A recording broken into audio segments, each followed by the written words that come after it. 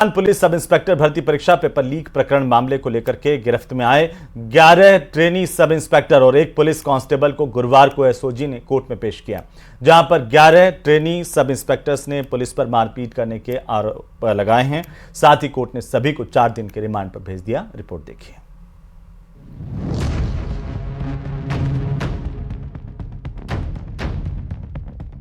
जज साहब, हमारे साथ मारपीट की गई। ये शब्द गिरफ्त में आए 11 ट्रेनी इंस्पेक्टर्स के हैं।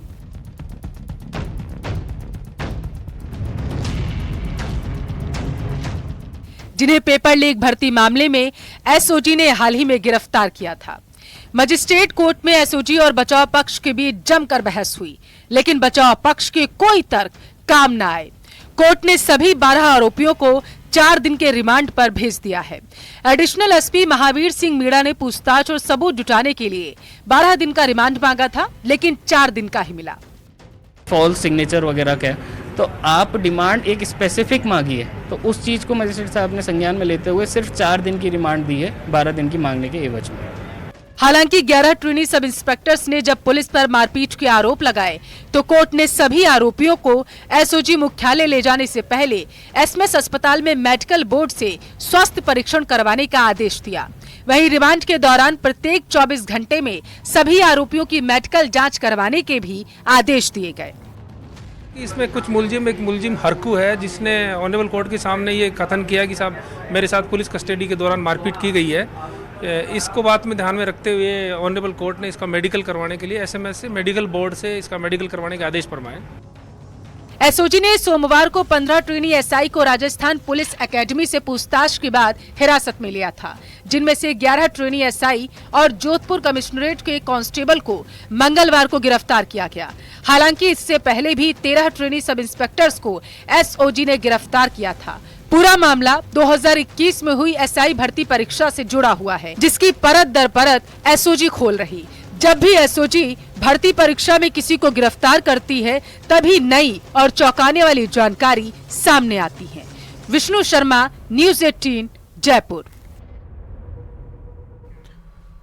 तो वहीं धौलपुर में बाल कल्याण समिति के सदस्यों और अध्यक्ष में विवाद का मामला सामने आया है। सदस्य ने समिति अध्यक्ष के माथे पर कांच का ग्लास दे मारा। ग्लास लगने से अध्यक्ष चोटिल हो गई। अध्यक्ष को इलाज के लिए जिला अस्पताल में भर्ती करवाया गया है। सूचना पर सदर थाना पुलिस मौके पर पहुंची। पुलिस पूरे मामले की जांच कर रही है। पीड़ित अध्यक्ष ने बताया कि 2 दिन पहले एसपी ने कई जगह बाल मजदूरी के खिलाफ कार्रवाई की थी, जिसमें 15 बाल मजदूरों को मुक्त करवाया गया था। उसी फाइल में सदस्य कविता शर्मा पर छेड़छाड़ करने के आरोप उन्होंने लगाए। इसके बाद अध्यक्ष ने सदस्यों के खिलाफ नोटिस जारी किया था और इसी मामले को लेकर के अध्यक्ष और सदस्यों में आपस में विवाद हुआ और नौबत मारपीट तक आ गई। सदस्यों ने अपने ही अध्यक्ष के साथ मारपीट कर दी, ऐसे आरोप हैं।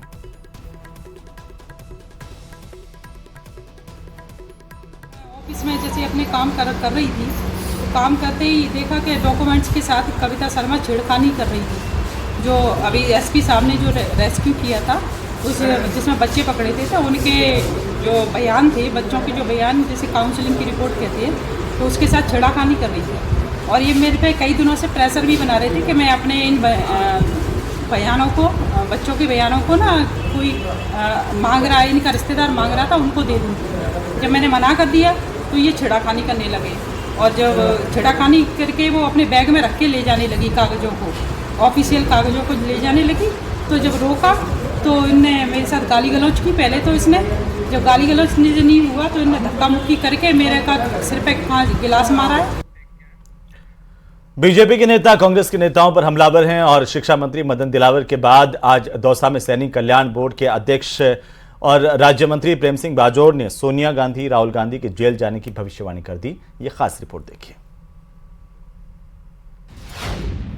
चुनावी समर पकड़ने लगा जोर, चलने लगे बयानों के तीर, बयानों की बौछार, सियासत जोरदार, आरोपों के तीर कितने बयानवीर। लाखों करोड़ रुपए कमाए और 500 से ज्यादा लोग वोट जाने वाले हैं।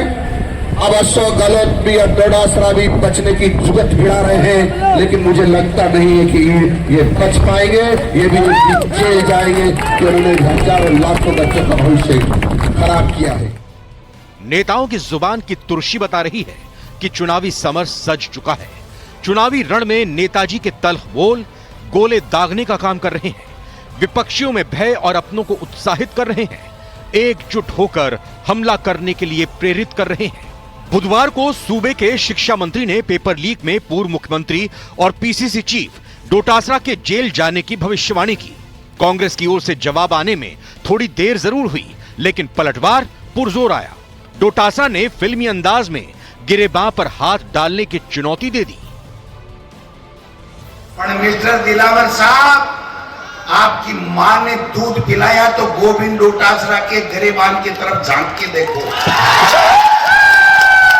मैं किसान का बेटा हूं, मैं एक अध्यापक का बेटा हूं।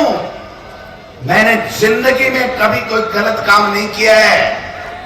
आप जैसे आरएसएस के लोग ऐसे ही भूखते रहेंगे, गोविंद डोटासरा के कोई फर्क नहीं पड़ता।